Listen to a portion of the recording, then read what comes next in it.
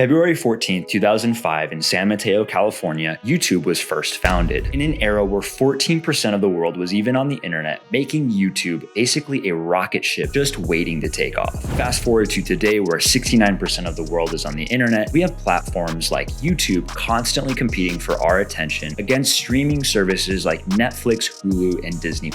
Rather than becoming a movie star, 75% of children ages 6 through 17 say they would rather become a YouTuber. And that should come to no surprise, with folks like Mr. Beast, Jake Paul, and many more making tens of millions of dollars directly as a result of their presence on YouTube. The way the entire world works has been flipped on its head. Content and the attention economy have become less than buzzwords and more of a reality of the way that money moves on the internet. So of course, as with anything where technology and economy intersect, it's time to break down the complexities of YouTube. While YouTube may seem like a simple content library on the surface, it's actually so much more than that when you really think about it. And that's why today we'll be breaking down the iceberg of YouTube. Starting with our very first layer of the YouTube iceberg, it very much so seems that YouTube actually replaced TV channels, with TV channels like Spike and ABC Family pretty much going down the drain and becoming relics to people born in the 90s and earlier. We have seen TV channels have to transform themselves into a totally new type of animal just to keep up, to compete against all of these new technologies and platforms that exist today, like YouTube. Instead of these traditional TV channels that have large teams making content to cater to a very low variety and broad audience, we now have YouTubers that make their own specific content to cater to a much smaller audience, but way more YouTubers who operate as solo or small teams. So instead of having just a finite amount of content, literally with there being a limit to the number of TV channels that could exist, we now have infinite content with an abundance of options, whether it be on a YouTube platform, streaming service, or any social media platform you can think of.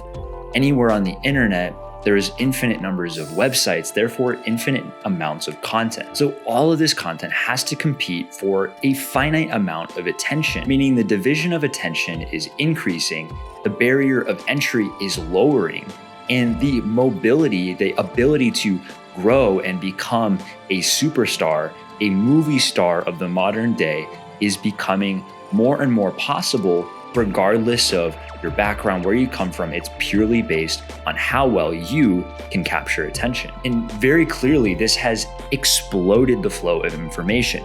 Instead of TV channels having to take their time with a massive, slow-moving team to produce a piece of content, people can just pull out their phones and instantly post something new, meaning the amount of time it takes to spread information is rapidly decreasing. And it will continue to do that with more technologies coming out. So obviously, this is a much more efficient means of distributing information, which has totally changed the way that the media world is working, basically making traditional TV channels extinct while making the content creator and the attention economy become a much more relevant way in which the media world works. But let's take it another layer deeper, because yeah, sure, it makes sense that YouTube has replaced modern day TV channels, but isn't YouTube a modern library where YouTubers are authors? Let's talk about that. So whether we're talking about a library or YouTube platform or any content distribution platform itself, it's pretty much a factory distributing ideas out to the world. So whether that's a book, a video, a podcast, or an MP3, these are each ways for information to be distributed from one person's brain out to the world with a very leveraged format. Because instead of that person having to use their mouth and speak to each person one by one, they're able to write it down, record a video or an audio, and everybody can listen to it on their own time passively. This is why books are one of the coolest inventions in humanity.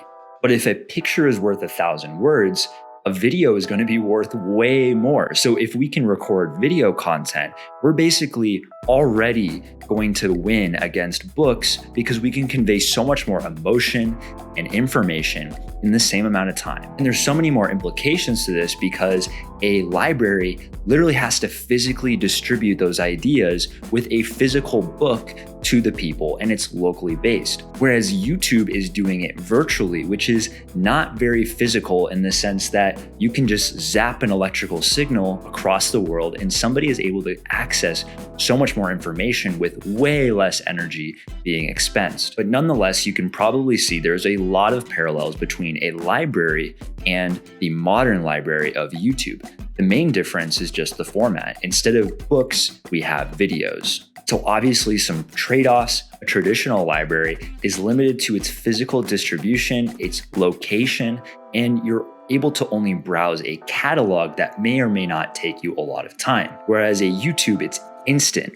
You have infinite reach, and you can search just by typing with your fingers and scrolling and accessing up-to-date information without having to reprint a catalog and waste your time walking around a library just to find a book and open it. To keep going deeper, a traditional library is all in written text versus the modern library of YouTube is in video. We have written feedback versus real-time commenting, thumbs up, thumbs down features.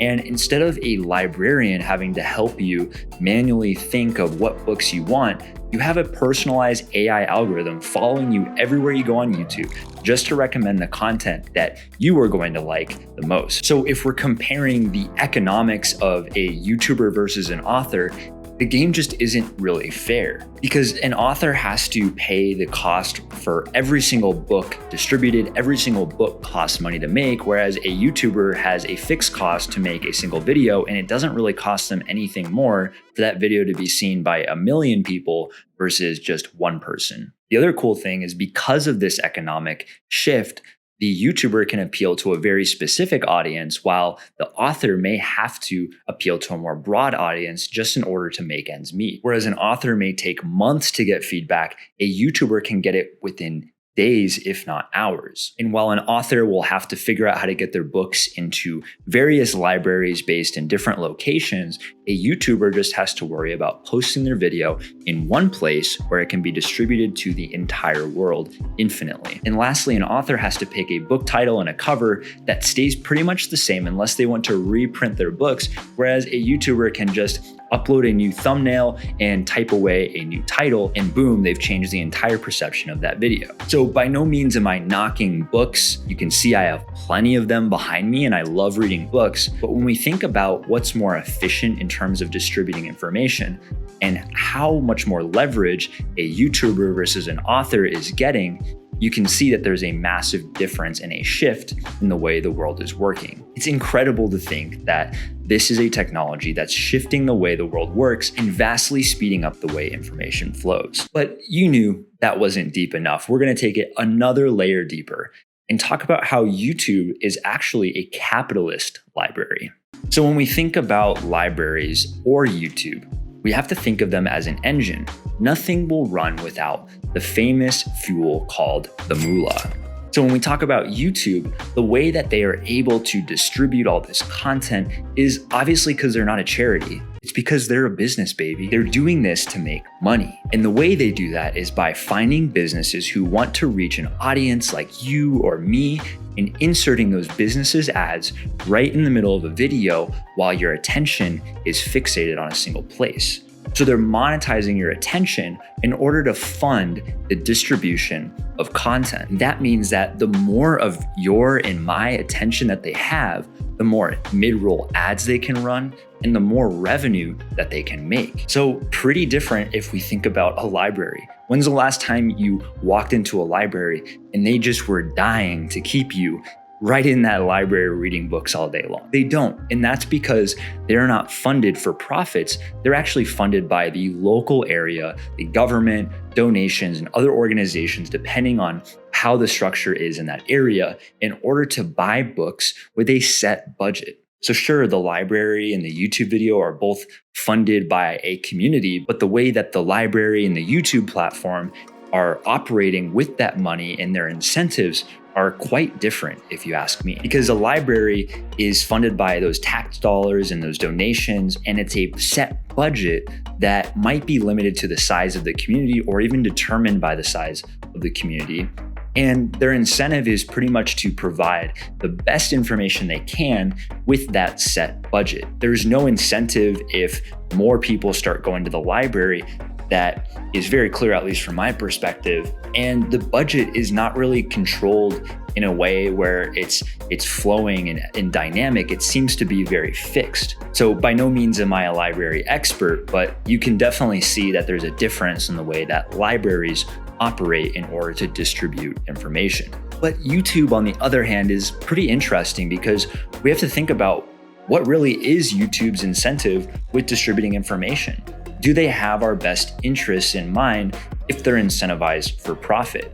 Well, I can see pros and cons. Obviously, there's an infinite amount of content distribution because as people enter the platform, the ability for content to be expanded and scaled up is definitely more possible because it's flexible and it flows with the amount of people on the platform. But you tell me in the comments below, what do you think? Is it good that YouTube is incentivized by profit, or do you like the model where libraries are more operating on a set budget defined by their local community? Okay, now time for the grand finale, the tip, the very bottommost part of the YouTube iceberg, where we talk about how YouTube is a crowd-run money printing machine and your path to wealth.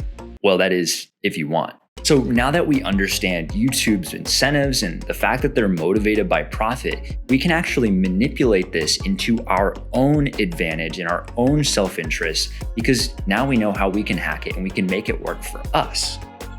I like that because we know that attention is what YouTube seeks, and the more attention we can bring onto their platform, the more money they make. So obviously the question becomes, how do you tap into that motive to create your own wealth using that attention? Well, there's definitely some tools we can use to our advantage and some understandings that I'll dive deeper on, because to be frank, we haven't really covered all the intricacies of YouTube and how it works. Number one is that every user has their own personal AI librarian that follows them around and sees every single search they make, every video they watch, what comments they're leaving, what thumbs up, what thumbs down they're leaving, and who they're subscribing to, all to build this persona so they can recommend you the most relevant content that you would be interested in watching. Because remember, they want to keep you on the platform as long as they can. So if you're a creator trying to exploit this, you would want to make content that's going to appeal to a certain audience and fit in with a certain persona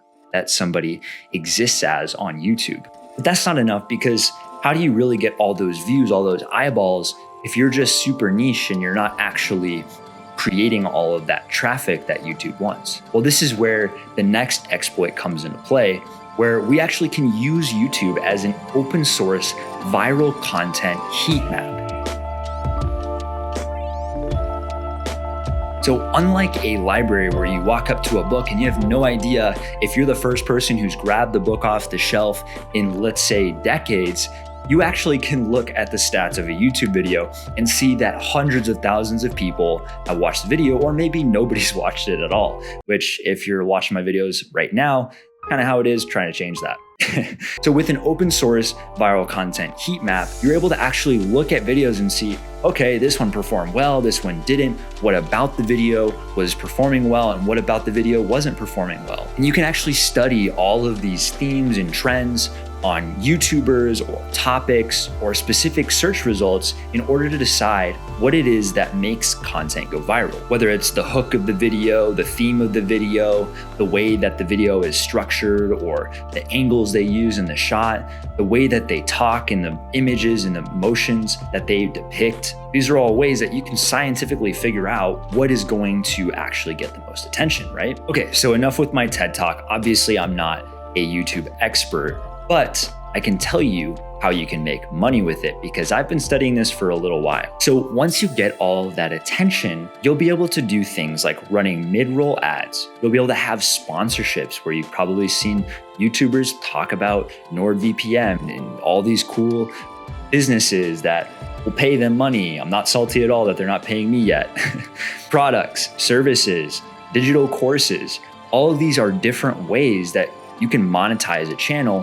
While you already have traffic running through your channel, you're going to be able to make that extra money by having different revenue streams from it. Because if you think of it like a river, you're basically just making your own little streams that go off as branches from the river. Every eyeball that comes and sees your video, YouTube's ecstatic because they're making ad revenue and they're gonna keep sending more traffic to your video.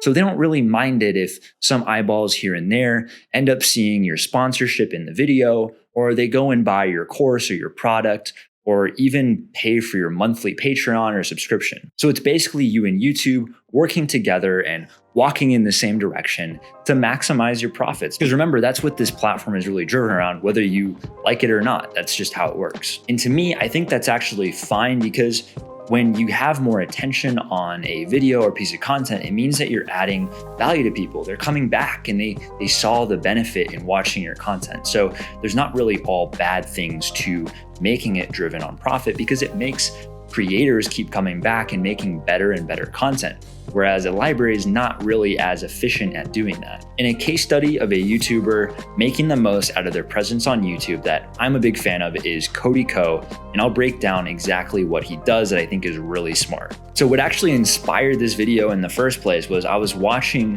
one of Cody's channels called TMG Studios, where they basically made their own modern day reality TV show, like a game show called The Struggle. And they have this host and him and Noel Miller, who's another YouTuber, and they have this operation going. And it's so amazing because even in the middle of the video, they had parts where they would promote their own things, like their own memberships. And it was in such a subtle, natural way that I've never seen done before, because the prize of this competition was a free membership to their platform, which obviously it's kind of a joke. They don't need a membership to their own platforms, but it's a way to subtly mention their own membership. So they're using the traffic that comes onto this video and they're sending it to their paid product. And below the video, they have merch like hoodies and t-shirts that you can buy, another way that these YouTubers are making money. And of course, YouTube doesn't mind this. In fact, they're helping with the merch by adding that feature, because they know the more money that a YouTuber can make, the better content they're gonna make and the more eyeballs they'll bring to the platform so that YouTube can run those mid-roll ads. But obviously it doesn't start there. TMG Studios was a operation that started years probably after Cody Ko got taken off. It all started with his first videos as an individual YouTuber. And that's why I wanted to point out that this is not where you start. It's actually an ascension that you make as a YouTuber, where you make your first videos and you garner your audience. And as you grow your audience, you're able to fund more advanced and sophisticated ways to grow your business, almost like a modern day TV channel or a media center. That's why I see YouTubers like Cody Ko as the modern day owners of production studios and media channels like TMG Studios. So instead of ABC Family, we have all these tiny little instances of YouTubers like Cody Ko owning a small channel that reaches millions of people. It's not really that small, called TMG Studios. That's how we can see when they flip the camera around in this video that they have an entire film crew of people. This obviously doesn't happen right away, and it takes time to build up to this moment. All right, folks, so that was a beast to prepare. So if you liked this video, make sure to hit the like button below and subscribe if you want to see more content about technology and how it impacts the world, how you can create leverage from it. Also, if you're interested really deeply in this topic, we have a free tech-powered leaders Slack community that you're able to join for free, and it will allow you to engage with other like-minded leaders and entrepreneurs, people who want to create that leverage in their life using technology. I'll leave the link below in the description as well. Thanks for watching, and we'll see you next time.